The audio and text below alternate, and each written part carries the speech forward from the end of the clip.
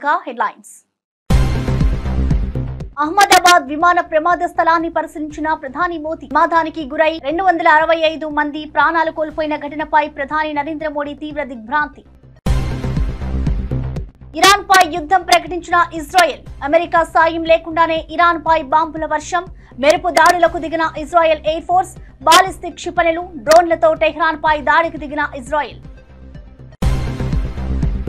తెలంగాణలో పునఃప్రారంభం కానున్న ప్రభుత్వ సినీ అవార్డులు, ప్రజా గాయకుడు గద్దర్ పేరుతో ఈ ఏడాది పురస్కారాలు, ఉత్తమ చిత్రానికి హీరో, హీరోయిన్, దర్శకుడు, నిర్మాతకు అవార్డు. జూన్ 14న హైదరాబాద్ హైటెక్స్ లో అవార్డుల ప్రధానోత్సవం. తన కుటుంబాన్ని వేధిస్తున్నారన్న పేర్ని నాని నమ్మిన వ్యక్తే తనను మోసం చేశాడని ఆవేదన. తన పరిస్థితి పగవాడికి కూడా రాకూడదని వ్యాఖ్య. అమరావతి మహిళలపై నీచమైన వ్యాఖ్యల కేసు, కృష్ణంరాజులో పాశ్చాత్తాపం లేదన్న పోలీసులు. అమరావతి మహిళల ఆత్మ గౌరవాన్ని దెబ్బతీయడమే ఉద్దేశమని రిమాండ్ రిపోర్టులో పేర్కొన్న పోలీసులు. డీటెయిల్స్ చూస్తే, అహ్మదాబాద్ నుంచి లండన్ వెళ్తున్న ఎయిర్ ఇండియా విమానం ప్రమాదానికి గురై 265 మంది ప్రాణాలు కోల్పోయిన ఘటనపై ప్రధాని నరేంద్ర మోదీ తీవ్ర దిగ్భ్రాంతి వ్యక్తం చేశారు. శుక్రవారం అహ్మదాబాద్ కు చేరుకున్న ఆయన మొదట ప్రమాద స్థలాన్ని పరిశీలించారు. అక్కడి అధికారులతో మాట్లాడి వివరాలు అడిగి తెలుసుకున్నారు.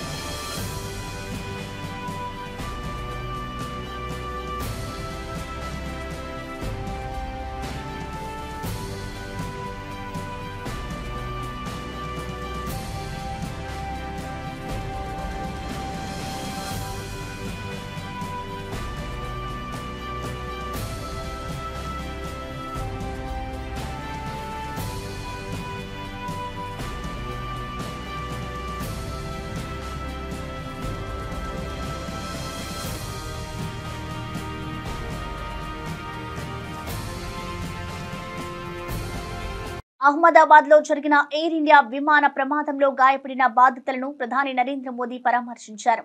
ప్రమాద స్థలాన్ని సందర్శించిన అనంతరం మోదీ సివిల్ ఆసుపత్రికి చేరుకుని బాధితులతో మాట్లాడారు. ప్రాణాలతో బయటపడిన విశ్వాస్ కుమార్ ను ప్రత్యేకంగా పరామర్శించి ధైర్యం చెప్పారు. కేంద్ర పౌర విమానయాన శాఖ మంత్రి కింజరపు రామ్మోహన్ నాయుడు ఈ ప్రమాద ఘటనపై ప్రధానికి పూర్తి వివరాలు అందించారు. ప్రధాని వెంట గుజరాత్ సీఎం భూపేంద్ర పటేల్, హోంమంత్రి హర్ష సంఘవి తదితరులు ఉన్నారు.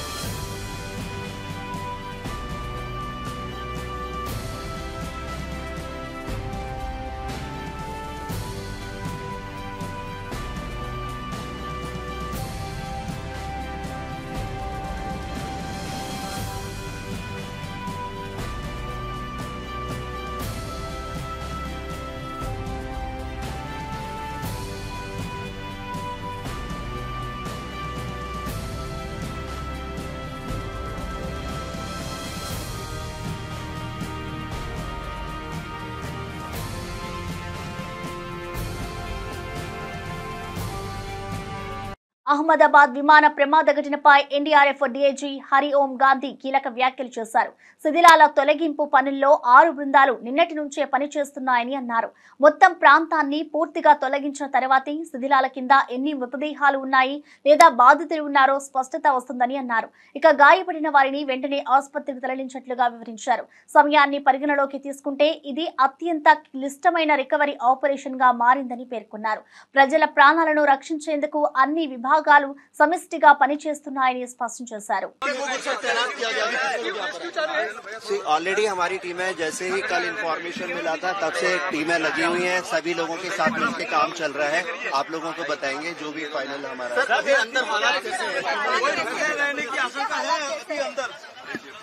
देखिए मैंने बताया ये अपनी टीमें ग्राउंड पर हैं, अपना काम कर रही हैं और जैसे ही पता चलेगा आप सब लोगों को बताएंगे. देखिए इसका अभी हम लोग कुछ फाइनल नहीं बोल सकते क्योंकि जब तक फाइनल पूरा की पूरा क्लियर नहीं कर लेंगे तब तक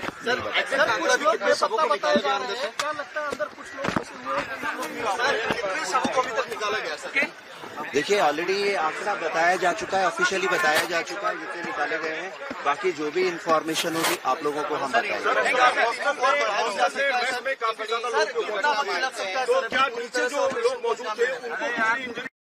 గుజరాత్ అహ్మదాబాద్ లో గురువారం జరిగిన ఎయిర్ ఇండియా విమాన ప్రమాదం దేశాన్ని విషాదంలో ముంచింది. లండన్ కు బయలుదేరిన విమానం టేకాఫ్ అయిన కొన్ని నిమిషాలకే కుప్పకూలింది.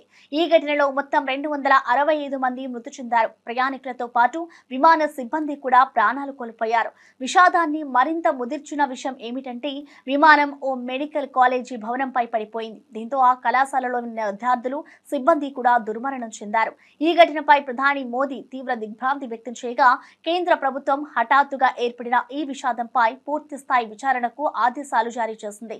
ప్రభుత్వ యంత్రాంగం సహాయక చర్యల్లో పాల్గొంటోంది. రాష్ట్రంలో విద్యా వ్యవస్థ పూర్తిగా కుప్పకూలిపోయిందని బీఆర్ఎస్ నేత ఆర్ఎస్ ప్రవీణ్ కుమార్ ఆగ్రహం వ్యక్తం చేశారు.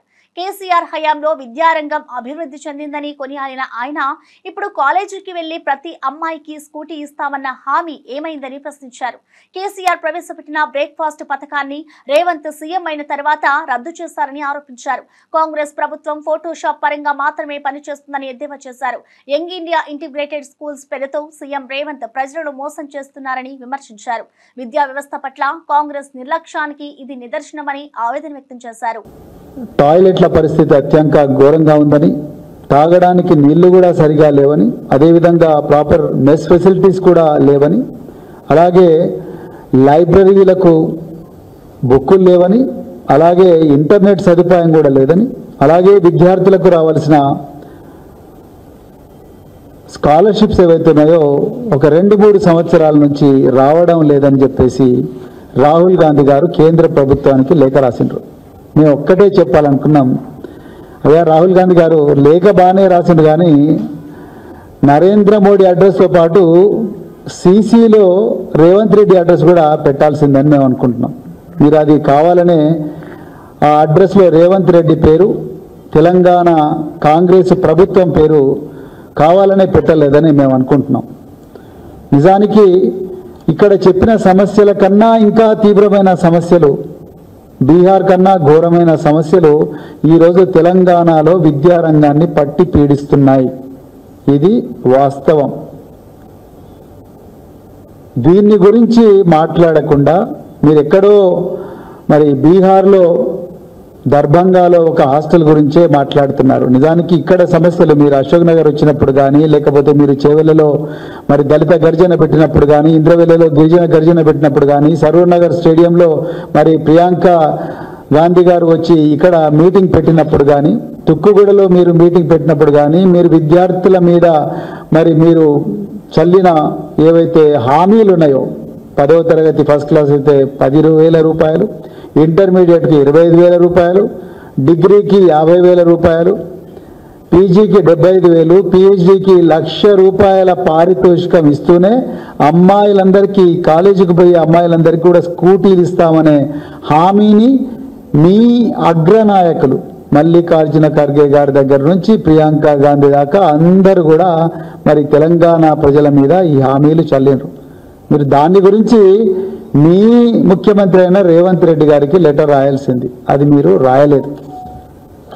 మరి ఈరోజు అది చేయకుండా ఇవాళ మీరు ఎక్కడో దేశంలో రకరకాల విద్యా సమస్యల గురించి మాట్లాడుతున్నారు.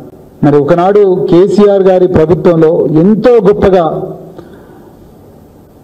వెలిగిన విద్యారంగం, దాని గురించి కూడా ఒక 2 నిమిషాలు తెలంగాణ ప్రజల దృష్టికి తీసుకురావాలి. దాని తర్వాత కాంగ్రెస్ పాలనలో ఏ విధంగా ఈ విద్యారంగం అనేది పూర్తిగా నాశనమైందనేది కూడా తెలంగాణ ప్రజలకు చెప్పాల్సిన అవసరం ఈరోజు భారత రాష్ట్ర సమితి మీద ఉందని మేము బలంగా నమ్ముతున్నాం. నిజానికి మరి కేసీఆర్ గారు ఉమ్మడి ఆంధ్రప్రదేశ్లో కేవలం ఒక 300 గురుకుల పాఠశాలలు ఉంటే దాదాపుగా 660 గురుకుల పాఠశాలలు ఎక్కువగా పెట్టి, ఎక్కడ కూడా గురుకుల డిగ్రీ కళాశాలలు మహిళలకు లేకపోతే ఆ గురుకుల డిగ్రీ కళాశాలలు దేశంలో ఎక్కడ లేని విధంగా దాదాపుగా 75 మహిళా గురుకుల కళాశాలలు కేసీఆర్ గారు అమ్మాయిల కోసం అబ్బాయిల కోసం పెట్టిండ్రు, ప్రత్యేకించి అమ్మాయిల కోసం పెట్టిండ్రు. అదేవిధంగా సైనిక కళాశాలలు ఏర్పాటు చేసిండ్రు, న్యాయ కళాశాలలు ఏర్పాటు చేసిండ్రు, సంగీత కళాశాలలు ఏర్పాటు చేసిండ్రు, అదేవిధంగా ఫార్మసీ కళాశాలలు ఏర్పాటు చేసిండ్రు, ఫ్యాషన్ డిజైన్ కళాశాలలు కూడా పేద వర్గాల కోసం ఏర్పాటు చేశారు కేసీఆర్ గారు. అలాగే దాదాపుగా 29 మెడికల్ కళాశాలలు మొట్టమొదటిసారిగా దేశంలో ఎక్కడ లేని విధంగా వాయు వేగంతో ఈ కళాశాలలు కూడా పూర్తిగా నిర్మించి వాటిలో ఫ్యాకల్టీ వచ్చే విధంగా చూసి వాటికి అడ్మిషన్స్ వచ్చే విధంగా కూడా చూశారు. అదేవిధంగా అంబేద్కర్ ఓవర్సీస్ విద్యానిధి, జ్యోతిరావు పూలే విద్యానిధి, ఈ విద్యానిధి కోసం ఒకప్పుడు కేవలం 10 లక్షల రూపాయలు ఉండేవి. ఆ 10 లక్షల రూపాయలు విద్యార్థులకు సరిపోవడం లేదని 20 లక్షల రూపాయలు తీసుకొచ్చిన, 20 లక్షల రూపాయలకు పెంచిన ఏకైక ముఖ్యమంత్రి కేసీఆర్ గారు. భారతదేశం దాటి విద్యార్థులు విదేశాల్లో చదువుకోవడం కోసం. అలాగే మరొక ముఖ్యమైన ప్రోగ్రాం, పిల్లలు అన్నం తినకుండా, ఇళ్లల్లో అన్నం దొరకదు, తల్లిదండ్రులు పొద్దున్నే కూలీ పనికి వెళతారు.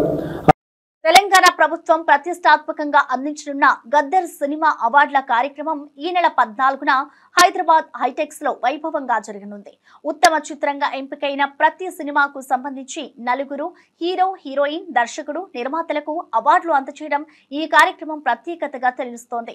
గురువారం జరిగిన మీడియా సమావేశంలో Telangana film development corporation chairman Dil Raju ఈ వివరాలు వెల్లడించారు. అహ్మదాబాద్ విమాన ప్రమాదం కారణంగా రాష్ట్ర మంత్రులు కార్యక్రమానికి హాజరు కాలరని తెలిపారు. ఈ విషాదంపై మృతులు ఆత్మశాంతికై 2 నిమిషాల మౌనం పాటించారు. అనంతరం గద్దర్ అవార్డుల విశేషాలను వివరించారు. అండ్ మీడియా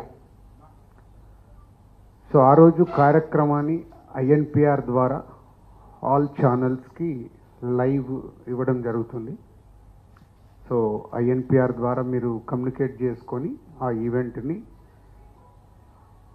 వరల్డ్ వైడ్గా ఉండే తెలుగు ప్రేక్షకులు, అలాగే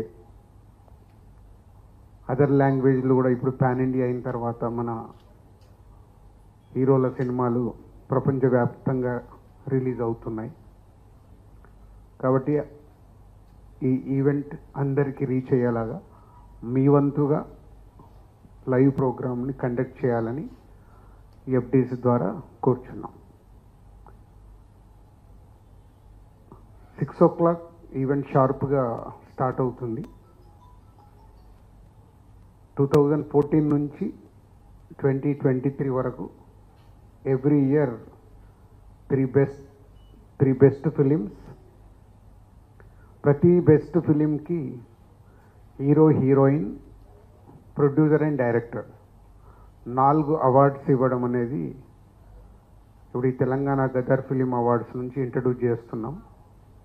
సో అలాగే బెస్ట్ ఫిలింకి, సెకండ్ బెస్ట్ ఫిలింకి, థర్డ్ బెస్ట్ ఫిలింకి అందరికీ అవార్డ్స్ ఉన్నాయి, 4కి.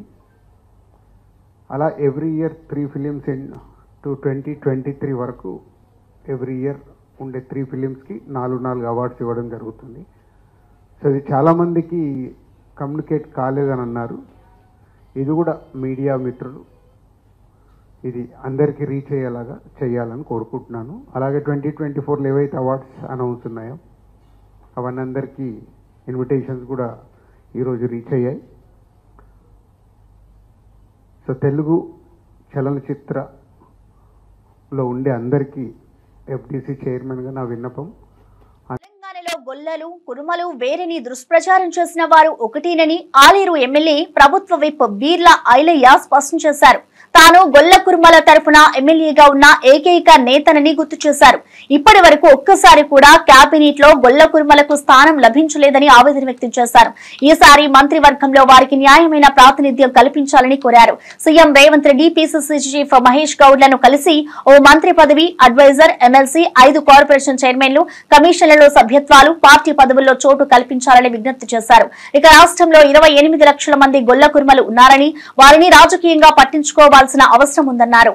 మా మంత్రులది మొన్న జరిగినటువంటి మంత్రివర్గంలో కానీ మిగతా పార్టీ పదవుల్లో కానీ సామాజిక న్యాయపరంగా గత ఎన్నడూ లేని విధంగా బీసీ, ఎస్టీ, ఎస్సీలకు పెద్దపీట వేసినటువంటి ప్రభుత్వం గౌరవ ముఖ్యమంత్రి రేవంత్ రెడ్డి గారి ప్రభుత్వం అని చెప్పక తప్పదు. అదేవిధంగా బీసీలకు పెద్దపీట వేసినటువంటి మా ప్రభుత్వం ముఖ్యంగా తెలంగాణ రాష్ట్రంలో గొల్ల కుర్మల సంఖ్య మొదటగా ఉన్న సందర్భంగా గొల్లలు 22 లక్షల మంది, కురుమలు 6 లక్షల మంది కలిపితే 28 లక్షల మంది గొల్ల కురుమలున్నారు.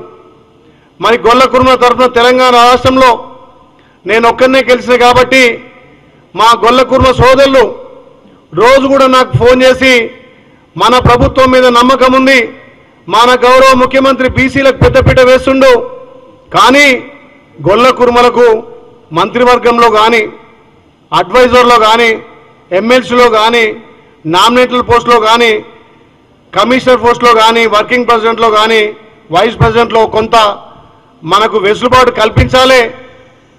మేజర్గా గొల్ల కుర్మలు 28 లక్షల మంది ఉంటే మరి మిగతా కులాలు సుమారు ముదిరాజన్నలు 12 కులాలు కలిస్తే వాళ్ళు 26 లక్షల మంది ఉన్నారు. అయినా మా బీసీలకు న్యాయం జరిగింది, సంతోషిస్తున్నాం.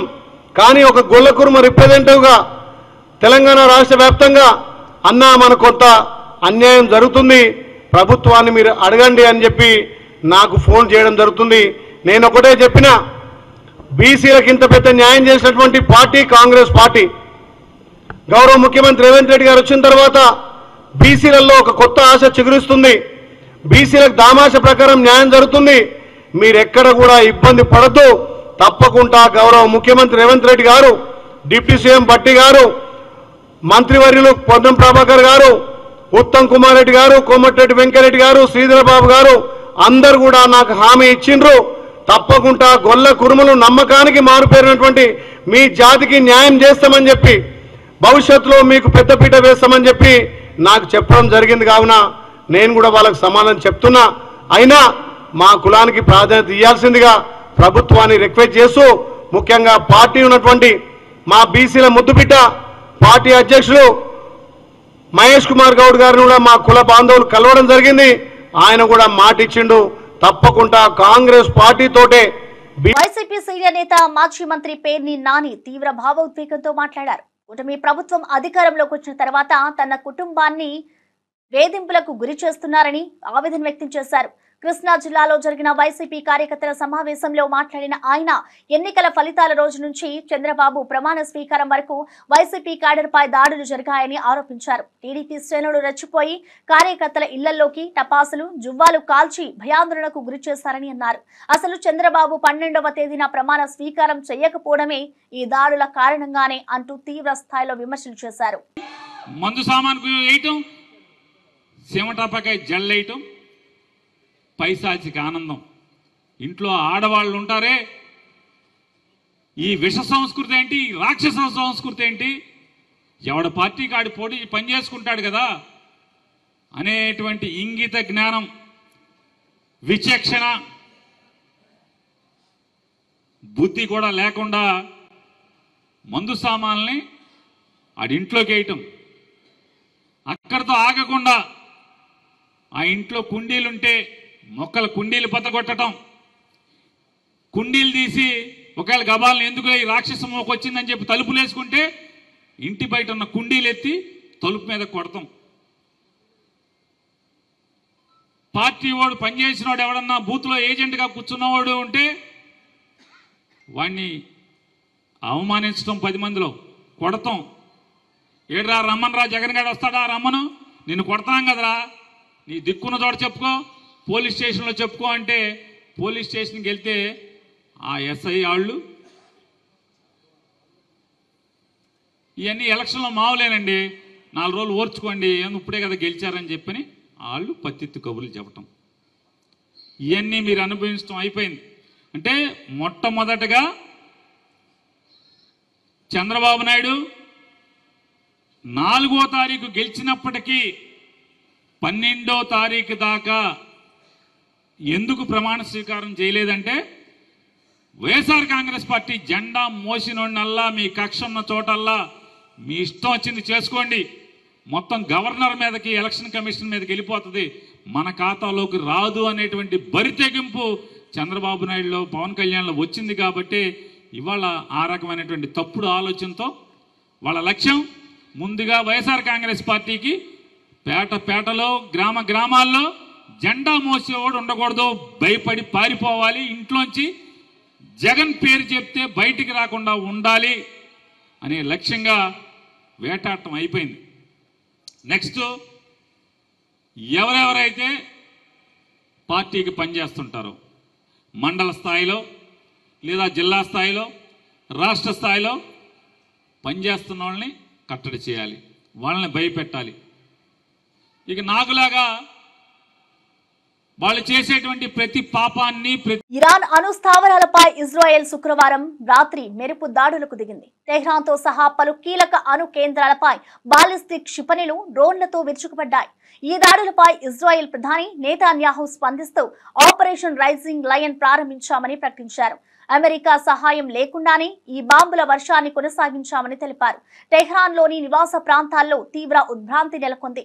ఆసుపత్రిలో హుటాహుటిన అత్యవసర సన్నద్ధత ఏర్పాట్లు జరుగుతున్నాయి. ఇజ్రాయెల్ తన దేశంలో నేషనల్ ఎమర్జెన్సీ ప్రకటించింది. యుద్ధానికి తెరలేపిన ఇజ్రాయెల్ చర్యలతో మధ్య ప్రాచ్యంలో ఉద్రిక్తతలు మరింత ముదిరే ప్రమాదం కనిపిస్తోంది. ఇరాన్ పై ఆపరేషన్ రైజింగ్ లయన్ నేపథ్యంలో ఇజ్రాయెల్ ప్రధాని బెంజమిన్ నేతాన్యాహు తీవ్ర హెచ్చరిక జారీ చేశారు. ఇరాన్ అణు బాంబుల ఉత్పత్తిని ఆపకపోతే అది ఇజ్రాయెల్ మనుగడకే ముప్పని వ్యాఖ్యానించారు. తెహ్రాన్ పరిపాలకులు ఇజ్రాయెల్ను నాశనం చేయాలన్న దృష్టితోనే అణుశక్తిని అభివృద్ధి చేస్తున్నారని విమర్శించారు. తాజాగా 9 అణుబాంబులకు సరిపడిన యురేనియం ఉత్పత్తి చేసిన ఇరాన్ ఆయుధంగా మార్చే దిశగా అడుగులు వేస్తోందని వెల్లడించారు. ఇలాంటి పరిస్థితుల్లో ఇజ్రాయెల్ కాసేపైనా వేచి చూస్తే అది ప్రాణాంతకంగా మారుతుందని, కొన్ని నెలల్లోనే ఇరాన్ అణ్వాయుధాన్ని సిద్ధం చేసుకునే ప్రమాదం ఉందని నేతాన్యాహు హెచ్చరించారు. ఆపరేషన్ అనివార్యమైందని స్పష్టం చేశారు. To Israel's very survival. This operation will continue for as many days as it takes to remove this threat. For decades, the tyrants of Tehran have brazenly, openly called for Israel's destruction. They've backed up their genocidal rhetoric with a program to develop nuclear weapons. In recent years, Iran has produced enough highly enriched uranium for 9 atom bombs. 9. In recent months, Iran has taken steps that it has never taken before, steps to weaponize this enriched uranium. And if not stopped, Iran could produce a nuclear weapon in a very short time. It could be a year, it could be within a few months, less than a year. This is a clear and present danger to Israel's very survival. 80 years ago, the Jewish people were the victims of a Holocaust perpetrated by the Nazi regime. Today, the Jewish state refuses to be a victim of a nuclear holocaust perpetrated by the Iranian regime. Now, as Prime Minister, I've made it clear time and again, Israel will never allow those who call for our annihilation to develop the means to achieve that goal. Tonight, Israel backs those words with action. We struck at the heart of Iran's nuclear enrichment program. We struck at the heart of Iran's nuclear weaponization program. We targeted Iran's main enrichment facility in Natanz. We targeted Iran's leading nuclear scientists working on the Iranian bomb. We also struck at the heart of Iran's ballistic missile program. Last year, Iran fired 300 ballistic missiles at Israel. Each of these missiles carries a ton of explosives and threatens the lives of hundreds of people. Soon, those missiles could carry a nuclear payload, threatening the lives not of hundreds, but of millions. Iran is gearing up to produce 10,000s of those ballistic missiles within 3 years. Tamil Nadu BJP రాష్ట్ర అధ్యక్షుడు నైనార్ నాగేంద్ర ఆంధ్రప్రదేశ్ ఉప ముఖ్యమంత్రి పవన్ కళ్యాణ్ ను మురుగా భక్తార్గల్ మనాడుకి ఆహ్వానించారు. తమిళనాడు సాంస్కృతిక ఆధ్యాత్మిక కార్యక్రమాలకు పవన్ హాజరవ్వాలని కోరారు. పవన్ కళ్యాణ్ బహుళ భాష ప్రజాదరణ కలిగిన నాయకుడిగా అభివర్ణించిన నాగేంద్ర మానాడు వేదికపై ఆయన హాజరైతే దానికి మరింత గౌరవం చేకూరుతుందని అన్నారు. ఈ ఆహ్వానం రాజకీయ స్థాయిలో రెండు రాష్ట్రాల మైత్రిని ప్రతిబింబించనుందని పేర్కొన్నారు.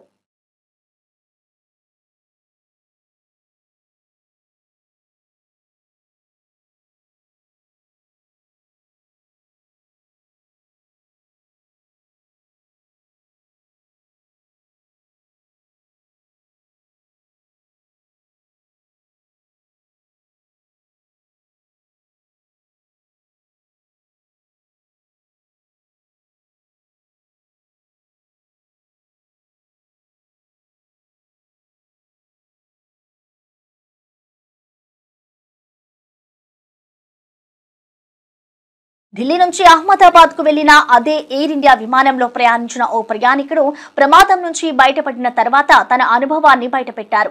విమానంలో ఎయిర్ కండిషనింగ్ సరిగా పనిచేయలేదని, సీట్లు అల్లగొలిసిపోయి ఉన్నాయని ఆరోపించారు. ఎమర్జెన్సీ లైటింగ్ కూడా లేనట్లు కనిపించిందని తెలిపారు. కనీసం సురక్షిత ప్రమాణాలు పాటించకుండానే విమానాన్ని నడిపారని విమర్శించారు. ఈ విషయాలను తాను వీడియో తీసి ప్రమాదానికి ముందే సోషల్ మీడియాలో పోస్ట్ చేశారని వెల్లడించారు. ఈ వీడియో ప్రస్తుతం వైరల్ గా మారింది. ప్రయాణికుడి ఆరోపణలతో విమాన సంస్థ నిర్వహణపై తీవ్ర విమర్శలు వెల్లువెత్తుతున్నాయి. అధికార యంత్రాంగం ఈ అంశంపై విచారణ ప్రారంభించింది. We are almost about to taxi, but this AC is not working. Look at everyone, and it's so many people. They are using these magazines. AC is not working at all. And as usual, your TV screens are also not working. Neither this button for calling the cabin crew. Nothing is working. Nothing. Not even the light is working. See, is this what you are providing? And as usual, that is why Air India is considered as one of the worst airlines in the world. AC is still not working, and today it is very, very, very hot in Delhi.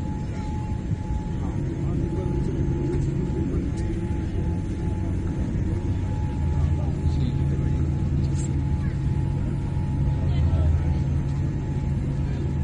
and it's a Dreamliner 787.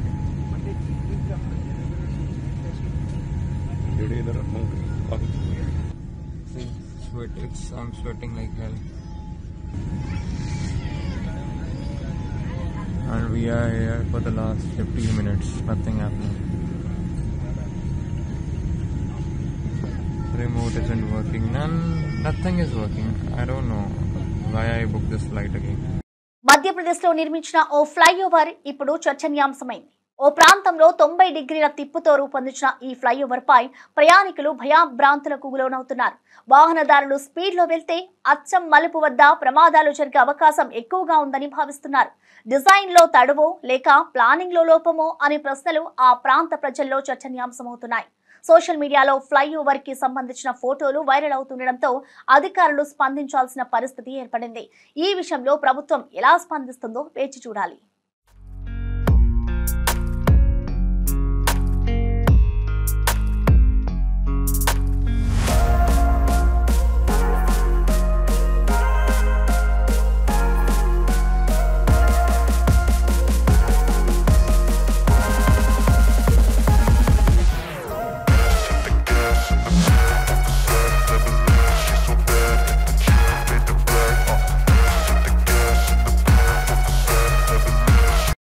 ఇవి bulletin విశేషాలు. మరో bulletin లో మళ్ళీ కలుద్దాం.